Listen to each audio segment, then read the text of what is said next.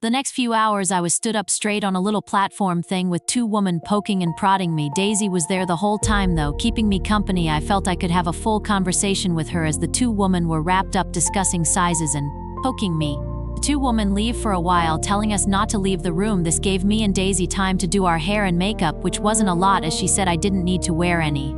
They return with a full dress where they asked who would help me put it on. I immediately look at Daisy, who nods, causing the two women to leave. I sincerely didn't want one of them poking me again. "You're gonna look amazing, Clara." Daisy smiles, going back to do the backup. I mean, it was absolutely beautiful, probably the nicest thing I've ever worn. It was light blue, with a kind of corset top. It was short at the front, but longer at the back. The detailing was also beautiful. It had pink roses over the whole thing again. It was beautiful.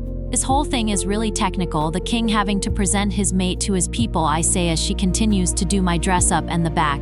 "Yeah, I know, but Josh told me it was tradition and people around here love their traditions." She laughs, eventually managing to do the dress up, "But it will be nice so everyone can see who their queen is," she tells me while handing me a pair of high heels. My old pack knows they probably told people who told other people, I start to say, but she shakes her head, also handing me a pair of earrings. "Nope, they were told they aren't allowed to tell anyone that you're queen. All communications to other packs have been cut off until this happens," she tells me, now handing me a bracelet while putting a necklace on me. "That's probably why Kyle hasn't contacted me yet. He physically can't. I thought he was just mad at me or something." "Well, he probably is that too." I turned to look at myself in the mirror, but I didn't recognize myself. I don't think I've ever looked this good before. "Now let's show your people who their new queen is." Daisy smiles behind me, placing her hands on my shoulders. I send her a smile through the mirror, nodding. We begin to make our way out the room and down the hall. Daisy knew where she was going, so I just followed her. I wasn't as nervous as I thought I'd be. The whole nation is gonna be looking and judging me, but I didn't care. I knew Grayson would be by my side, so nothing else mattered. We turned down a corridor that I actually hadn't been down. Grayson must have forgotten to take me down here. There were double doors which I think led out to the balcony Grayson was talking about. Theirs. Probably thousands of people stood out there waiting. Grayson stood talking with Josh, but somehow senses were here. He turns his head where his eyes just go wide, looking at me. I mean, he looked amazing in a black suit. Actually, I don't think he's seen him in anything but a suit. Daisy and I make our way over to the guys. Grayson didn't look away from me until I was stood in front of him. "My love, you look incredible," he tells me, looking me up and down. I smile, thanking him while he still stood there somewhat gobsmacked. "You look amazing too," I tell him, smiling. He went to speak, but a short man wearing a gray suit walks over behind him, speaks before he could.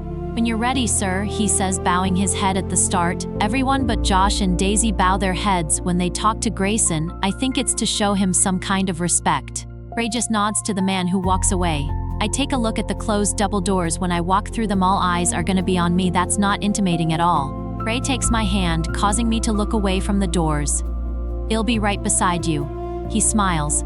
I nod with a smile, feeling the tiniest better. "Now you need to wait here until I say your name. Then all you need to do is put that smile on your beautiful face and stand beside me, okay?" he asks, placing his hands on my shoulders. I nod, going over the steps in my head so I didn't mess up. He smiles, walking towards the two doors, which were soon opened immediately. Loud cheers and claps erupted from outside. I didn't focus on that, but on the steps he told me I couldn't mess this up. "Good evening, everyone. Thank you for coming today to witness this tremendous occasion. I will presenting my incredible mate to you all as your new queen." He starts his speak. I didn't know how he has the courage to talk to all of them people, but I guess it's his job. The man from before smiles at me. He directs me to walk up the few steps outside the door. This meant I was about to walk out. All I need to do is smile and stand beside Grayson. That's easy and impossible to mess up. Now, with no further ado, I would like to present my mate, your queen, Queen Clara Jacobs, his voice says. I look to the man who nods, telling me to go. I put the smile on my face, beginning to walk out to the balcony. Immediately the cheers and claps erupt from the thousands of people down there. In no time, I arrived to stand beside Grayson, who was just smiling from ear to ear. Once I stop, he places his arm around my waist, pulling me towards him. This actually helped being close to him. I look down at the people clapping and cheering. Little children were at the bottom waving up at me. I start to wave at them with a smile which makes them jump up and down. Aw, how cute. You're doing incredible, my love, Gray whispers, leaning down to my ear. I look up at him smiling, but soon turn back to the crowd, which hadn't even got a bit quieter. Once again, thank you for coming. Now the Queen and I must be going. Goodbye. He smiles before turning around. He holds his arm up that I take as he leads me back into the double doors. The cheers and claps didn't end. Even when the doors were closed, they were just more drowned out, but you could still hear them. Once we walked down the stairs, I relaxed but was so happy with myself that I actually did that. I can't believe I managed to stand out on the balcony with all those people looking at me, but I'm glad I did. Well done, Clara. You did amazing. Daisy smiles, wrapping me in a hug. I thank her, hugging back as Josh walks up. Yep, you're a natural now. This is when the real work starts. He smiles, looking up at Grayson.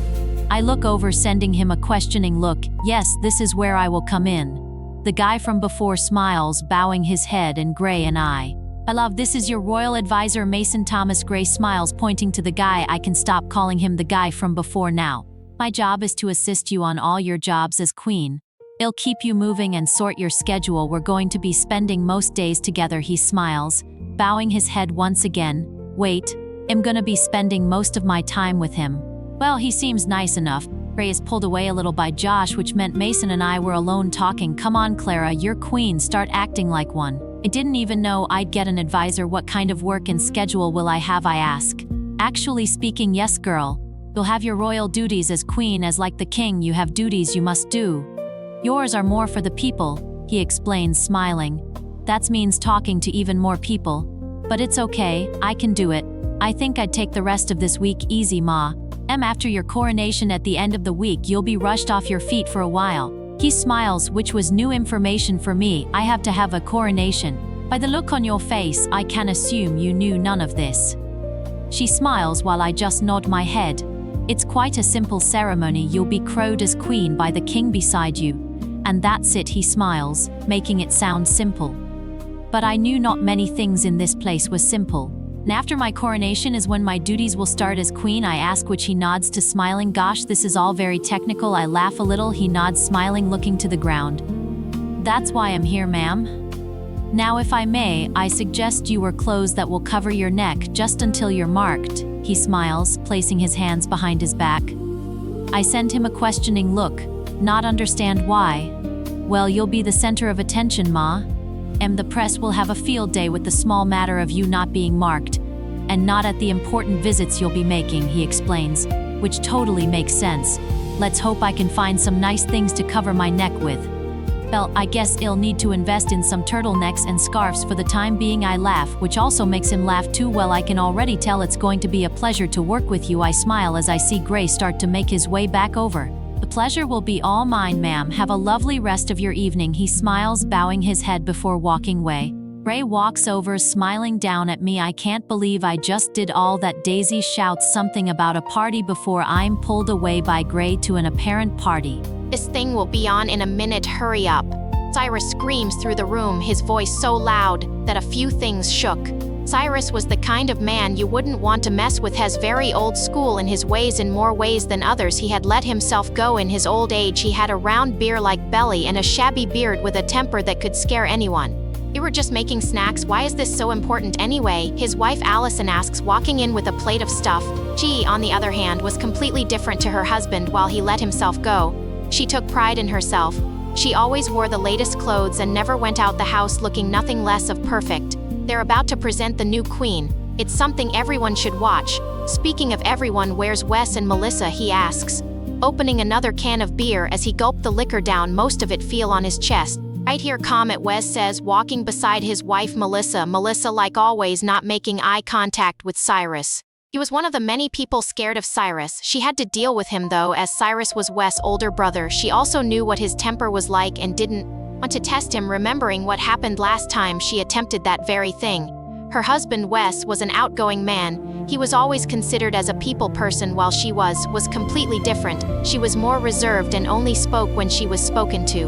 Right, shut it's on? Cyrus shouts, throwing the empty can of beer at the wall. He knew someone was going to pick that up for him. Good evening, everyone. The king began to speak as Cyrus spoke up again, interrupting the others from hearing. Just imagine it's your daughter, haha, he laughs, shoving food in his cake hole like always, most of it falling in his wet top. Melissa looks to the floor on hearing about her daughter. There isn't a day that goes by that she doesn't think of her children. Her and Wes have 2 children, a boy and a girl. Cyrus wasn't happy when they came along. He would tell them how their kids were just distractions from what was really important. One day when her kids were still young, Cyrus gave them a choice. Either he kill their children or they abandon them. Obviously they chose to leave them, so he wouldn't try to hurt their kids. It was the hardest thing they've ever had to do. The king, speaking once again, catches everyone's attention. He was about to announce who was to be the new queen. Now with no further ado, I would like to present my mate, your queen, Queen Clara Jacobs, the king says with a smile. Beer immediately spills from Cyrus' mouth as the new queen began to walk out the doors. My baby, Melissa whispers, tears pricking her eyes. She looks to Wes, who also looked as though he was going to cry. The king and queen stand there for a few minutes waving at some people. Melissa couldn't take her eyes off Clara. She looked so grown up. Eventually they wave goodbye and make their way back into the doors, which were closed behind them. The room was silent. Just the sound of the cheers from the TV filled the room. Cyrus rising from his seat, looking back at Melissa and Wes. We need to get in contact with her. This could be incredible, just the thing we need to boost the business. He cheers happily. This immediately makes something change in Melissa. No, we won't be doing anything of the sort. You made us send her and her brother away because they got in your way. And now you find out she's queen, you want to act like a devoting uncle. Screw you! You can stay away from my children. She screams at him. He, like everyone else on the room, was taken back from her outburst. Before you tell me you'll write to her, she probably remembers you, and as soon as she sees your name, she ripped the letter up. I haven't gone through years of hell being away from my children for you to try and worm your way into her life again. Over my dead body.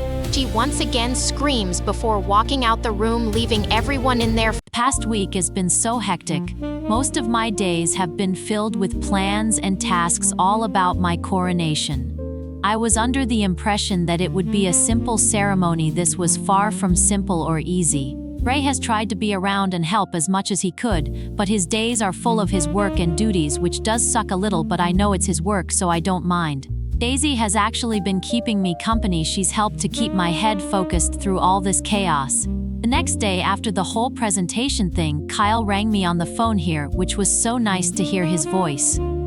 He told me he would have contacted me sooner, but the pack was prohibited from doing so, which is exactly what I thought before. We arranged a day for him and Emma to come see the castle. I had to run it past Mason so I could actually get the day off. Today was Sunday, the day of my coronation. According to Daisy, it was my last day of freedom. I was just relieved that this whole coronation chaos could finally come to an end. Ladies with my dress had just left. They needed to sort the last few details out. Thankfully, they'd done most of the poking and prodding for my other dress, which meant it was quicker and I wasn't poked as much. Gray walks in the room after them, smiling at me. I just send him a confused look but smile back. I love this is an incredible day and milestone you are about to take. You should be more excited, he tells me, still smiling. I smile but shake my head. This week has just been insanely stressful. Daisy has been helping, but it's still been a lot. I say, picking my things up. The woman insisted that I not carry anything while they were working. I just think they were trying to be annoying. I do apologize that I haven't been around much. My love work has been endless but so important that I could not hold it off. He says, taking my hands. I shake my head at him, not wanting him to feel bad. You have nothing to apologize for. You were doing your job, and I get that, I tell him, which immediately makes him smile whilst tucking a piece of hair out my face. How did I ever get so lucky? He asks, his hand now resting on my cheek. I smile at him as his eyes move from my eyes to my lips. I knew exactly what he was thinking. He slowly starts to lean in, making sure I wasn't gonna pull away. I actually did the opposite and also began to lean in until our lips touched. Instantly, my face just erupted in sparks, million times more than I've felt since I found him. He pulls me closer, deepening the kiss as he went. I was lost in the moment that I didn't hear the door knocking. Come back later, Grayson shouts before his lips are quickly on mine again. The door knocks, saying it couldn't wait. It can wait if I say so. He shouts, about to lean into the kiss again, but I stop him once again. The door knocks. Seems rather important. I smile, taking my hand to wipe the lipstick from his lips. He growls a little, walking towards the door. I just turned, sorting things out in the room. Grayson remained at the door, talking with the guy. I go over the booklet of things I need to do before the coronation. The next thing was learn how to walk like a queen. How do queens walk? The sound of the door closing makes me turn. Grayson was making his way over. "Now where were we?" he asks, smiling, but I place my hand on his chest, stopping him. "You were about to teach me how a queen walks." I smile innocently. He looks at me saying, "Really? Yes, if you ever want what just happened to happen again, I'd teach me," I say, crossing my arms. He sighs but agrees, telling to get a pair of heels. I do as I'm told and run over to the heels I will wear with my dress. He stood one side of the room just smiling. Once the heels were on, I stand beside him. He looks at me but stands in front of me. "Firstly, you do not slouch. You must stand up tall with your back straight." He starts moving me to stand up straight. "Keep your head up, looking straight in front of you. Now walk with grace to that side of the room," he tells me, pointing to the other side of the room where I just was. I start to slowly make my way to the other side of the room, making sure I didn't slouch or let my head go down, and be graceful as I could. "Now turn and walk back to me," he says, crossing his arms, watching me. I do as I'm told until I stood in front of him. I'm immediately grabbed and pinned against the wall. "What? You told me I had to teach you how to walk like a queen. Lesson dismissed." He smirks before crashing his lips onto mine. "I mean, that is what I said." A few hours pass now. The coronation was only half an hour away. Daisy was just helping me get into my dress, which was much bigger than the one I wore the other day. It was white and puffy. It had lace detailing on the bodice while the skirt was out, just like a princess dress. It took us a little longer to get me in this dress, but once I look at myself in the mirror, I instantly fall in love with it. I turn, thanking Daisy, who just smiles, telling me we had 15 minutes. The time is just flying by. The door knocks. Grayson walking in. He smiles, turning to me, where he just looks me up and down, smiling. "You get more beautiful every time I see you. I do not know how it's possible, but you do." He smiles, coming to a stop in front of me. Daisy smiles, saying, "Shell, see me out there. How are you feeling, my love?" he asks once the door closes. I actually haven't thought about that yet. This week I've been so busy that I haven't had time to really think about the coronation, but also because I haven't had time to think about anything but the coronation, if that makes any sense. I start to explain where he just smiles, but now it's getting closer and I don't need to help plan everything. I'm getting nervous, like what if I fall or the crown falls, or I start to ramble, but a kiss being placed on my lips stops me. Grayson pulls away, placing his forehead on mine. "None of that is going to happen, my love. I will be with you the whole time. You are going to do so great, just like you did before." He smiles, rubbing my arms. I smile, nodding, calming myself down. The door knocking, telling us it was time, snaps us out our moment. Grayson holds his arm up, smiling. I take his arm as he leads me out the room and down to where the coronation will be taking place. He leaves me by the door, placing a kiss on my lips. Before walking in, he has to talk to everyone and call me in to place the crown on my head. I've gone over the plans of this coronation so much I could probably do it in my sleep. He begins with his speak while I patiently wait at the door for him to call me in. "Now please welcome my mate, Clara Jacobs," he says, which my cue. I take a deep breath before making my way in. My eyes didn't leave Grayson's as I walked down the long path. Lights from cameras went off as I went. Eventually I make it to the bottom of the 2 steps Grayson was stood on top of. He smiles, reaching behind him to take my crown. A little cushion is placed on the steps. I kneel with my knee placed on the cushion and my head down. "I, King Grayson Bennett, crown you, Clara Jacobs, as queen and mate to the king," Grayson says in a powerful voice before carefully placing the crown on my head. I stand up straight, looking at him, where his eyes just held pride. He holds his hand out, which I take my other, holding my dress up as I walk up the steps to stand beside him. We both turn, facing the crowd, who was cheering and taking photos. We both look at each other as he leans in, placing a kiss on my lips. The crowd gets louder and the sounds of more cameras fill the air, causing me to smile against his lips, him also doing the same. In this moment, I was incredibly happy, unknowing of the many struggles. It's the morning after my coronation, also being my first day of duties as queen. Let's just say I'm so nervous. Last night Mason went over what I'll be doing today. I have to go to an orphanage to see all the children and speak to the people that run it. When he told me I had to speak to people, the little nervous voice started to talk into my ear, but I soon remembered that Now queen and just have to suck it up. This is what I was born to do, so I have to do it. I was just getting ready for the day. I managed to find a few outfits that would cover my neck. It's a bit of an inconvenience, but until I'm marked, it's what I have to do. I don't know when I'm going to be ready to get marked, but I hope it's soon. I was slipping my shoes on when the door knocks, and in walks Grayson. He smiles at me, closing the door behind him. Good morning, my love. He smiles, walking over, placing a kiss on my head. I wish I could accompany you on your duties today, but an important meeting with some important people has come up. He explains as I stand up from the bed. I just smile, shaking my head, saying it was fine. Don't get me wrong, it would make me feel so much better if he could come, but it's kind of unrealistic and unfair for me to just expect him to always be by my side. I'm a big girl, I can handle myself. You are going to do so well, my love. You have Mason accompanying you, as he always will be. You will have your 4 guards with you. And Daisy, he smiles. I didn't know I would have guards, but then that would make sense as I am queen, so. Daisy's coming, I ask, quite surprised but happy. I've only had one proper encounter with Mason, but me and Daisy are becoming close friends. I won't feel as nervous with her there. Yes, we thought having someone you are comfortable with be a part of your team would benefit you. Daisy was the obvious choice. He smiles, shrugging his shoulders as though it was nothing. I thank him, wrapping my arms around him. He stood there shocked for a second, but immediately his arms were around me, holding me tightly. Finally, how long has it took you to have a little more contact with mate? My wolf asks, annoyed in my head. This is the first time she's really spoke since we came here. That's because the first couple of days after you find your mate, I start to make a few connections with mate's wolf, which side note would be so much easier if we were marked. She exclaims in my head, whoa, someone got out of bed on the wrong side this morning. You and I both know that's not possible, she says, pretty annoyed. I just block her out, snapping back to reality, still engulfed in a hug by Gray. Oh, I wish I could stay in this position forever, he says, tightening his arms around me.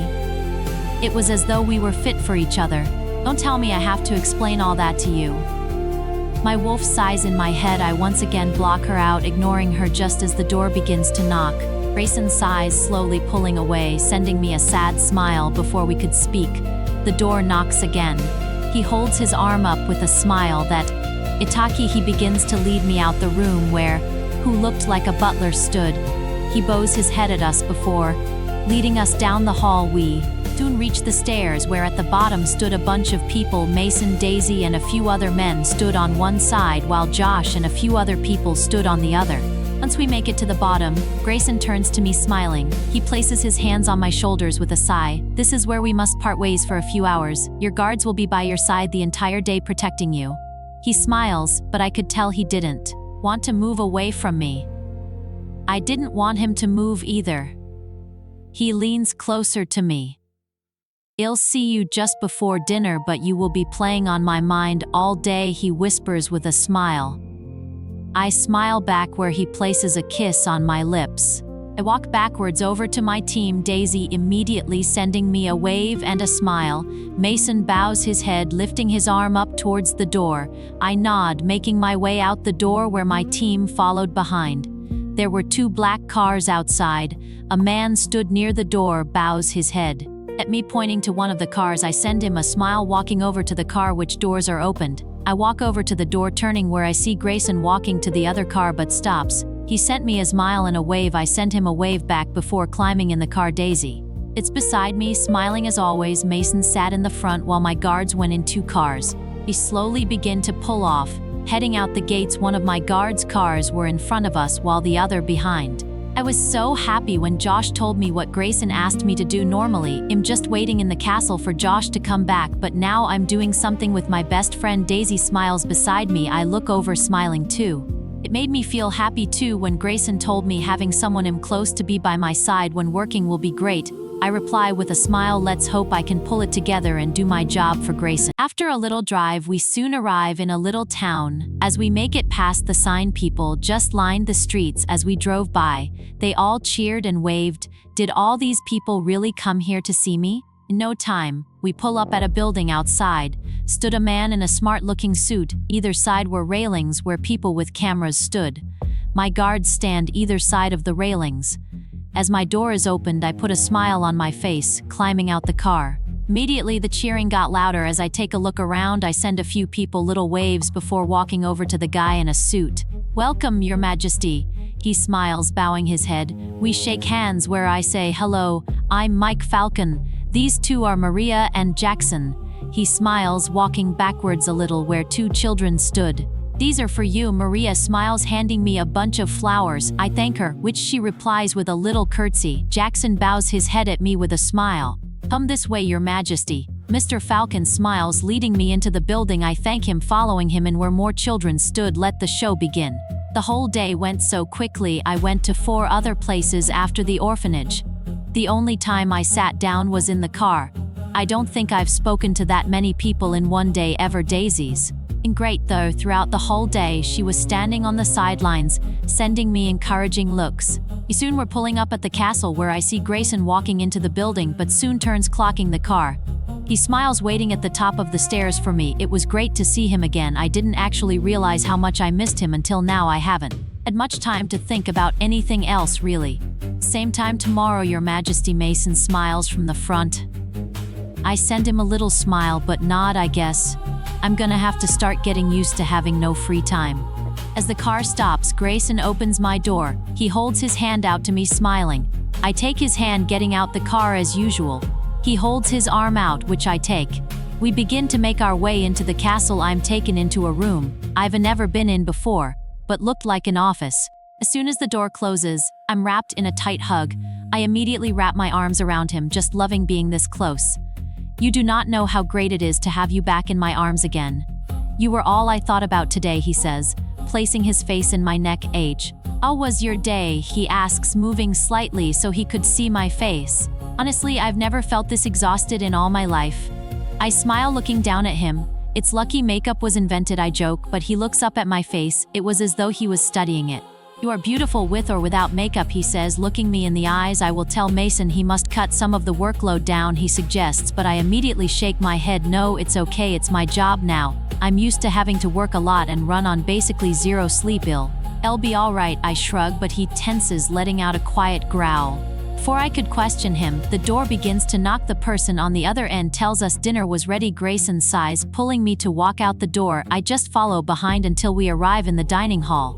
He leads me over to a chair, pulling it out for me. I smile, thanking him, taking my seat. He sits beside me as a bunch of people walk in. Food is placed in front of me, which once again I hadn't a clue what it was. It may look strange, but it's actually very nice. Grayson smiles, knowing exactly what I was thinking here, he says, taking a piece of my food into his fork, holding it up. I open my mouth, taking it off the fork, and he was right. This food tasted incredible. How do people cook things like this? I mean, I probably could cook like a semi-okay pizza, not homemade but frozen. These people just work wonders. I wonder who teaches them to cook, or maybe they taught themselves.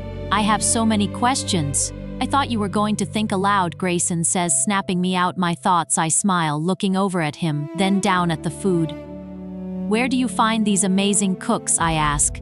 Still looking amazed at the food in front of me. It tasted like chicken, but it wasn't chicken. His reply was just a laugh. Also eating, we spoke about our days and made other small talk. After dinner, we went up to my room and spoke even more. I loved talking with him. I could actually only speak to him for a day. I got changed into comfy clothes where he sat on the bed.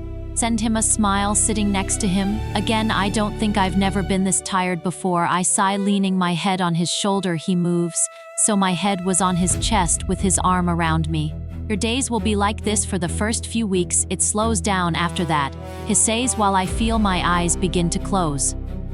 "What did you mean back in my office? You said you are used to working a lot on no sleep," he asks me as I feel myself going into a sleep daze.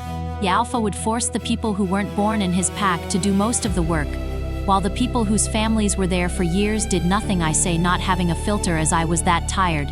He really didn't like me, so I got the hardest jobs. There were times I'd have to go days with virtually no sleep. I say, my eyes fully closed. It wouldn't be long until I was fully asleep. Gray lets out a low growl, which causes my eyes to open for a second but soon drop, close, snuggling into this chest. "Why? We should have told him that you needed a break," he tells me, which was something Grace would tell me to do. I would never do that, especially after what he did to me the first time I tried. I say, once the sentence was finished, I drift to sleep. Melissa remained in her room after shouting at Cyrus. She knew what kind of reception she would get if she were to walk out now. She didn't know how she got the courage to talk back to him like that, but as soon as she saw her daughter on that TV, her mother instincts kicked in, and the need to protect her daughter at all costs were just at the forefront of her mind. Bess walks into the bedroom, locking the door behind him. He even went as far to put the chest of drawers in front of the door. He knew what would happen to his mate if Cyrus was to enter the room. Melissa doesn't palate. Look up from the bed as he did this. She knew how badly she had messed up. As mad, I don't think I've saw him this mad since we actually had. Clara West says, staring at the door, but turns to look at Melissa now. I'm not saying you went around the situation the right way, but I 100% agree with what you said back there. He tells her, which immediately makes Melissa well up again. That's our daughter Wes. I'm not gonna let him worm his way back into her life after forcing her and Kyle away from us. She cries, still sat on the bed. Wes walks over, holding her hands in his. That's why you're gonna write her a letter. If someone writes to the royals, they have to read it and reply. He tells her. She looks up, shaking her head at him. She won't want anything to do with us. Wes, your brother made damn sure of that. He cries. As painful as it was to think like that, she knew it was true. You will word it in a way that makes her see it different. It's Clara. She was always so forgiving and gave everyone a fair chance. Just write her a letter. Says, placing his head on hers. Melissa eventually nods, causing Wes to get up and rummage through a drawer. He pulls out a bunch of paper and pens, passing them to his mate. You write the letter, and I will send it when Cyrus goes to sleep. He smiles, moving the chest of drawers and leaving the room. Melissa spends a few minutes staring at the paper in front of her. With a sigh, she begins to write to her long-lost daughter, the Queen. This week has had to be the most hectic in my life now. I know I've said that a lot since I arrived here, but this one, well, it hit a peak. Mason has been sending me here, there, and everywhere. He keeps telling me it's to get me out there and seen the people need to know I'm the type of person who will go into the community. Thankfully, it was Sunday, a day I can get off. In no way did that mean I was getting a lay-in. Today, Kyle and Emma were visiting. I haven't saw them in nearly 3 weeks. It feels like a lifetime since I got to give Kyle a hug I've definitely needed. I was fully ready and waiting outside the castle. I asked them to come early, so we had more time to spend together with my schedule. You never know when my next day off's gonna be. A car pulling into the gates makes a huge smile fill my lips. I begin to slowly walk down the stairs as it pulls up. One of the butlers open the door where Kyle climbs out. In less than a second, we've got each other wrapped in a tight hug. I didn't want to let go if I'm honest. When we finally do pull away, I see Emma beside him. I smile, also wrapping her in a hug, smiling, "Welcome to my humble abode." I smile, pointing up at the castle behind us. Emma laughs, saying, "Humble? It's hard to be humble when you live here," I joke, looking at both of them. Emma was smiling while Kyle, he was just staring at me. I take both of their hands, pulling them up the stairs. They needed an official house tour or maybe castle. We were taking a walk through the amazing ballroom when Emma says she needs the bathroom. I look around and clock a butler polishing some expensive-looking artifact. "Excuse me, would you mind showing my friend where the bathroom is?" I ask, nicely. Through all the work I've done, I've got so much better at talking to people. "Not everyone through, of course, ma'am. Right this way," he says with a bow of the head towards me. Emma smiles, following the man out, leaving me and Kyle alone. "All right, spill the beans," I say, crossing my arms. He just sends me a confused look. "Kyle, you're my older brother. I know you better than you know yourself. I know something's off that you didn't want to say in front of Emma. I've missed you so much, Clara. It's the longest we've been apart, and I wasn't even able to communicate with you," he says with a sigh. "The longest we've been apart were a few days before this. I've been so worried of how I'll be doing here, but then I saw you standing on top of the stairs outside, and you looked so happy and at ease. I felt like you didn't," he says, but pauses. I knew where he was going with this though. "Like, I didn't need you anymore?" I ask. He nods, looking down. "Kyle, I'm always gonna need you. I'm gonna be honest with you and say this is the hardest thing I've ever had to do. I don't get a break at all. This is my first day off. There are days where I don't even have time to eat breakfast.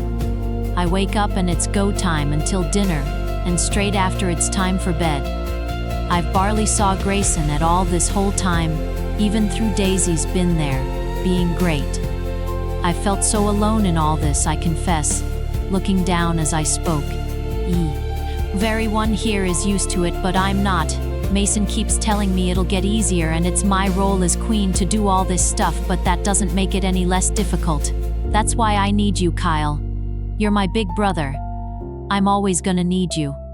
I say, tearing up. He immediately wraps me in a huge hug, holding me so tightly. The doors open and in Emma walks. She wraps her arms around us both, causing us to laugh.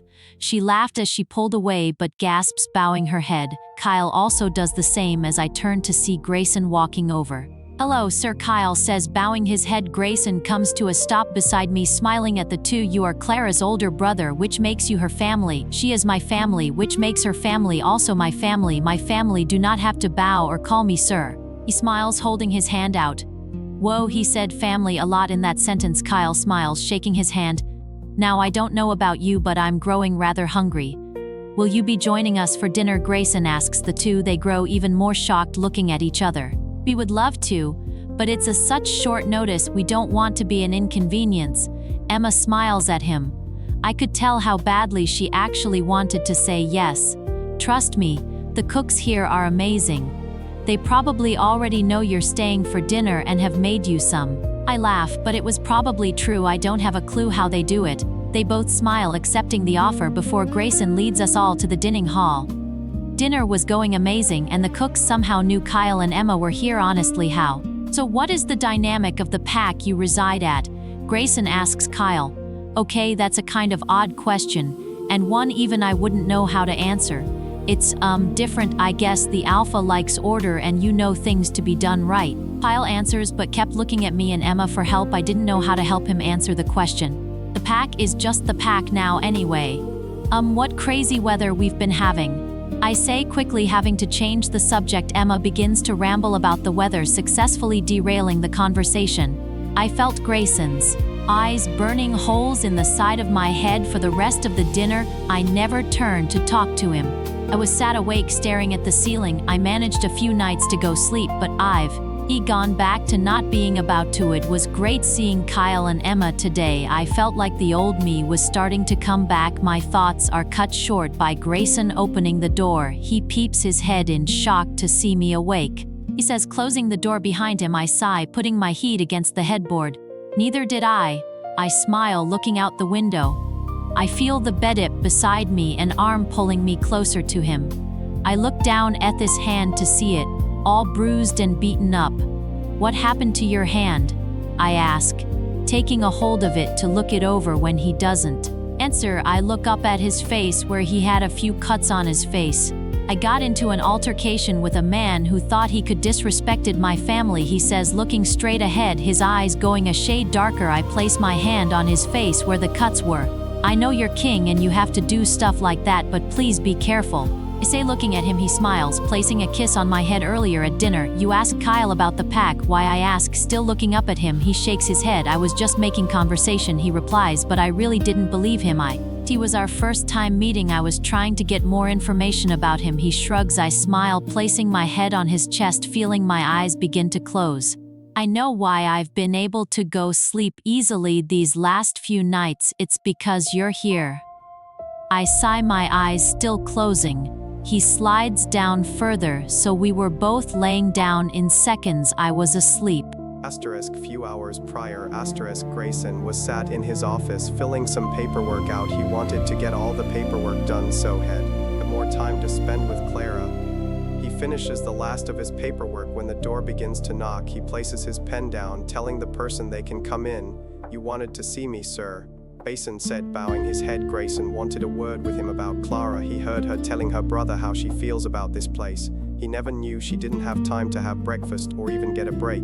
That was all down to Mason. "It's about Clara and how much work you are arranging for her each day. She isn't able to have many breaks or days off," Grayson says, sitting up in his chair. Mason nods, not seeing anything wrong with that. "She's queen, sir. She has responsibilities that she must keep too. It may be hard, but it comes with the job title." He shrugs, still not getting it. Grayson sighs, looking at his desk, trying to remain calm. He never asked to have this title.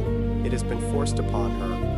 "I have looked at the schedule she has been keeping to, and it is utterly ridiculous. You have her doing nearly 20 appearances a day on opposite sides of town." Grayson Grayson says, looking at the piece of paper with all her tasks on. No one that I know of has ever done that many a day. Why would you force my mate to do all those? He asks Mason, who still didn't seem to get it. He has a lot of proof, sir, he says. Straight-faced Grayson gives the man a look, saying, to elaborate, I read the documents on her. She was a rouge. He was a part of the lowest group of wolves in the world. She needs to prove that she is up to the task of being queen. And if not, she'll break, and you'll have to get rid of her and find someone better, Mason exclaims, finally losing his cool. Grayson sighs, placing the paper on the desk, walking over to Mason. You have just signed your own death warrant. No one disrespects my mate. He growls, his eyes flaring with unbridled fury as he locks gazes with Mason before lunging. Grayson's rage erupted like a wildfire, tearing into Mason with the unforgiving ferocity of a wolf defending its den. Every snarl and strike a brutal reckoning for his insolence.